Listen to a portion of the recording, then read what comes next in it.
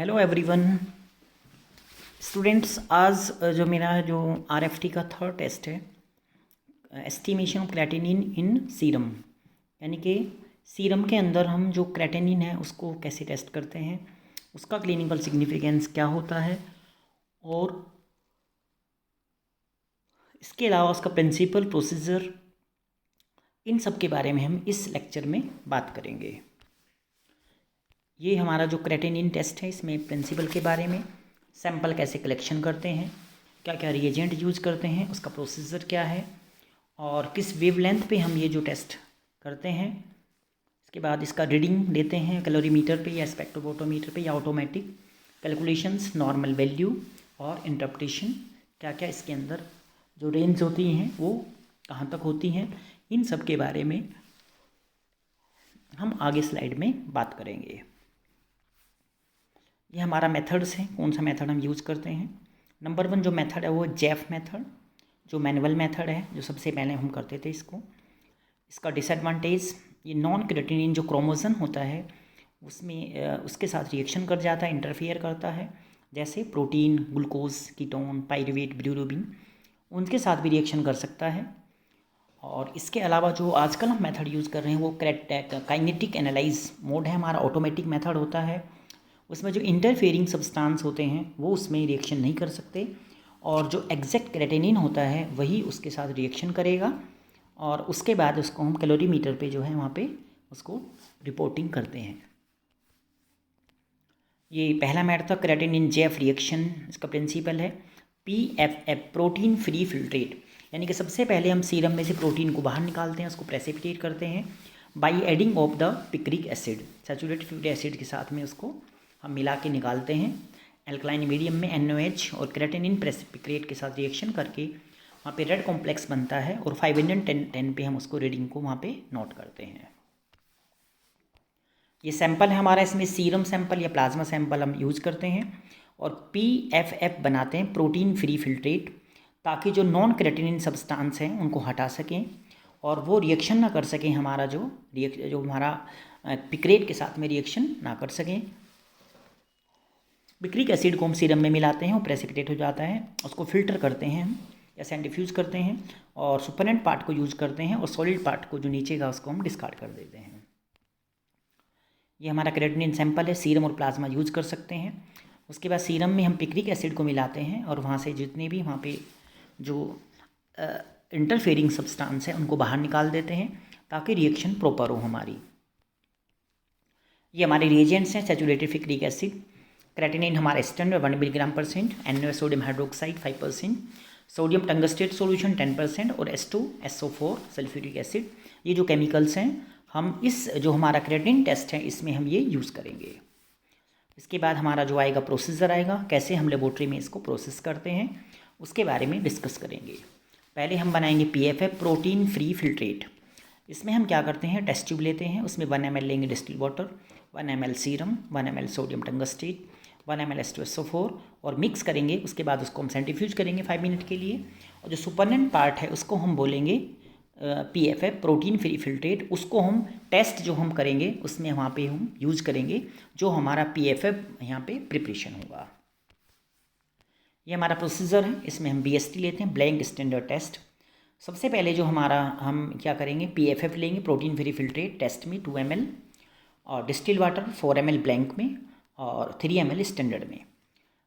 Standard लेंगे यहाँ पे 10 माइक्रोलीटर हम लेंगे खाली स्टैंडर्ड में, बाकी टेस्ट ट्यूब में नहीं लेंगे। NaOH sodium hydroxide 1 ml each test tube, blank standard और टेस्ट में। और जो हमारा सैचुरेटेड पिक्रिक एसिड है 1 ml ईच, ब्लैंक स्टैंडर्ड और टेस्ट में।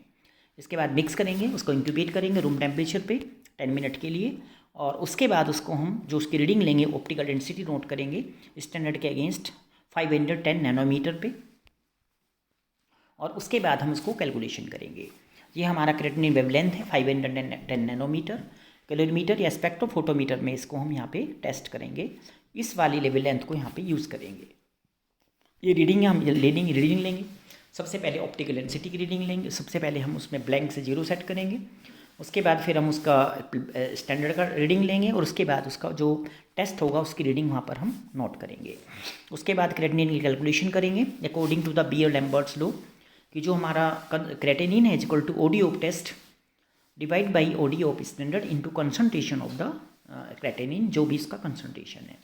Serum creatinine percentage equal to जो हमारा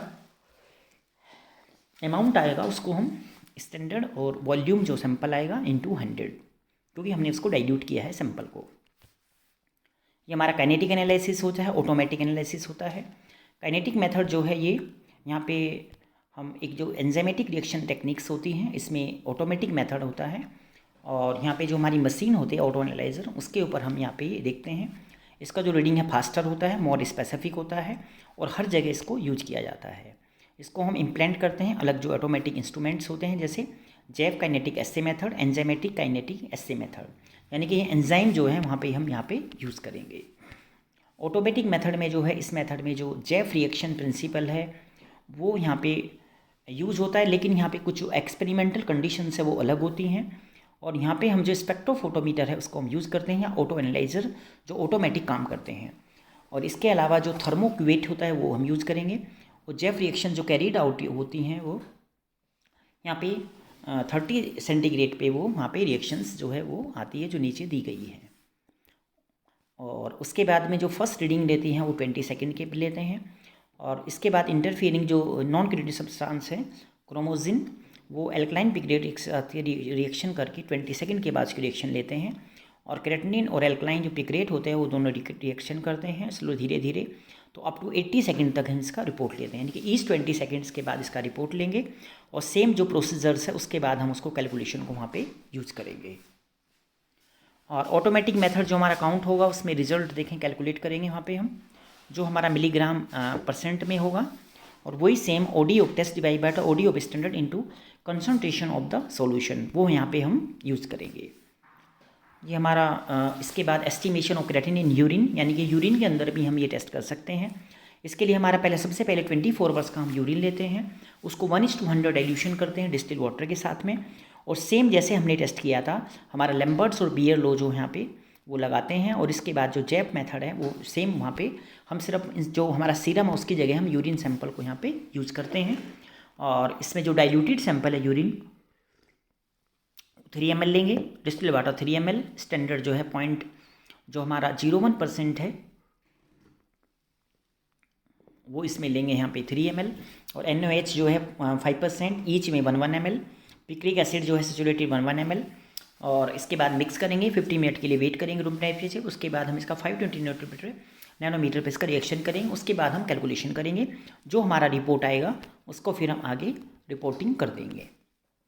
इंटरप्रिटेशन है, जो इंक्रीज वैल्यू होगा उसको बोलते हैं एजोटीमिया, यानी कि अगर क्रेटिनिन की मात्रा नॉर्मल रेंज से ज़्यादा है तो उसको एजोटीमिया के नाम से जाना जाता है। ये 3 तरह का होता है, प्री रीनल, रीनल और पोस्ट रीनल। प्री रीनल का मतलब होता है किडनी से पहले उसको इन्फेक्शन है, कोई सिस्टमेटिक इन्फेक्शन है, और रीनल मतलब उसको किडनी में प्रॉब्लम है, जैसे उसको हो सकता है एमाइलोइडोसिस और ग्रैनुलोस्क्लेरोसिस और पॉलीसिस्टिक डिजीज़। और रीनल के बाद है जो उसमें अंदर जो पार्ट होते हैं हमारा ब्लैडर, या उसको यूरेट्रल ऑब्स्ट्रक्शन होने के चांस है, वो बीमारी इसको हो सकती है। और डिक्रीज क्रेटिनिन जो होता है ब्लड में वो मसल डिजीज़ और कैकिसिया और पोर्टो सिस्टेमेटिक संट्स, इनके कारण जो है ये डिजीज़ हो सकती है, जो इसको हम बोलते हैं यहाँ पे कि एक तरह से क्रेटिनिन का लेवल जो है नॉर्मल से कम हो जाता है। ये हमारा यहाँ बता रखा है कि किडनी में कैसे ये एब्जॉर्ब होता है, ये नेफ्रॉन है, और यहाँ पे बता रखा है कि जो हमारा सीरम प्लाज्मा क्रेटिनिन जो होते हैं मेल में 0.7 से 1.2 मिलीग्राम % होता है, फीमेल में 0.6 से 1.1 मिलीग्राम % होता है, और यूरिनरी क्रेटिनिन जो है वो 14 to 26 मिलीग्राम पर केजी या per day 1 to 3 gram per day जो है यूरिन में पास होता है। नॉर्मली जो क्रेटिनिन होता है वो प्लाज्मा से फिल्टर होके जो है अनचेंज होके ग्लोमेरुलस फिल्टर हो जाता है, और स्मॉल अमाउंट में वापस वो रीअब्जॉर्प्शन हो जाता है, लेकिन मैक्सिमम अमाउंट में वो हमारे यूरिन के थ्रू जो है वो बाहर निकल जाता है। ये यहाँ पे इसमें दिखा रखा है कि जो क्लिनिकल सिग्निफिकेंस है क्रेटिनिन का, क्रेटिनिन जो है एक क्लियरेंस जो होता है इसको इंडिकेट करता है GFR, यानी कि ग्लोमेरुलस फिल्ट्रेशन रेट को एग्जामिन करने के लिए हम क्रेटिनिन क्लियरेंस टेस्ट करते हैं। और क्रेटिनिन जो है वो एंडोजीनियसली प्रोड्यूस होता है, क्रेटिनिन रिलीज करता है हमारी बॉडी में जो फ्लूइड्स होते हैं उनके द्वारा, वो वहाँ पे एक इसकी मात्रा होती है तो रिलीज करता है। और प्लाज्मा लेवल मेंटेन होना चाहिए इसमें थोड़ी सी लिमिट में, मतलब कुछ मात्रा में प्लाज्मा होना चाहिए, ज़्यादा नहीं होना चाहिए। और ये मोस्टली डाइटरी जो हमारा जो हम डाइट खाते हैं वो जो है अफेक्ट करता है हमारे क्रेटिनिन लेवल को। एबनॉर्मल जो हमारा प्लाज्मा जो यहाँ पे क्रेटिनिन है, लो प्लाज्मा क्रेटिनिन जो है इसमें बता रखा है वो फिजियोलॉजिकल हो सकता है और पैथोलॉजिकल हो सकता है। फिजियोलॉजिकल में हो सकता है, प्रेगनेंसी में हो सकता है, और इसके अलावा जो है इसका लेवल जो फीमेल और चिल्ड्रन बच्चों में जो है इसका लेवल कम होता है as compare to the adult human जो मैन होते हैं मेल। पैथोलॉजिकल में जो होता है इसका लेवल जो एक तो वास्टिंग डिजीज़ में, स्टारवेशन में, या किसी को कोर्टिसोस्टेरॉइड है या किसी को प्रोटीन कैटाबोलिज्म प्रॉब्लम है, उसको ये जो है वहाँ पे ये इंक्रीज हो सकता है। हाई जो क्रेटिनिन है वो नॉन रीनल और रीनल, हमने इसके बारे में बता दिया। हाई प्रोटीन इनटेक, एक्सरसाइज और एनालिटिकल प्रॉब्लम्स, ड्रग्स। और रीनल में जैसे किडनी की बीमारी हो जाती है, उसको किडनी अपना ठीक से काम नहीं करती है, ऑब्स्ट्रक्टिव जो है पल्मोनरी प्रॉब्लम्स हो सकती है, क्रोनिक ऑब्स्ट्रक्शन हो सकता है, और आर्टरी स्टीनोसिस हो सकता है उसको। और डिक्रीज में जो है वो नेफ्रोटिक इसमें प्रॉब्लम्स हो सकती है, जैसे नेफ्राइटिस हो सकता है उसको, ग्लोमेरुलोनेफ्राइटिस होता है। और इंक्रीज़ में जो है प्रेशर हो सकता है उसको, जो वहाँ पे नेफ्रोसिस यानी कि नेफ्रॉन में जो वाटर बढ़ जाता है उसको नेफ्रोसिस के नाम से जानते हैं, या प्रोस्टेट एनलार्जमेंट होने के कारण भी ये हो सकता है। ये क्रेटिनिन क्लियरेंस के बारे में बता रहा है। नॉर्मली क्रेटिनिन क्लियरेंस जो है वो अबाउट 105 ± 20 ml पर मिनट के हिसाब से ये मेल में होता है, और 95 ± 20 फीमेल में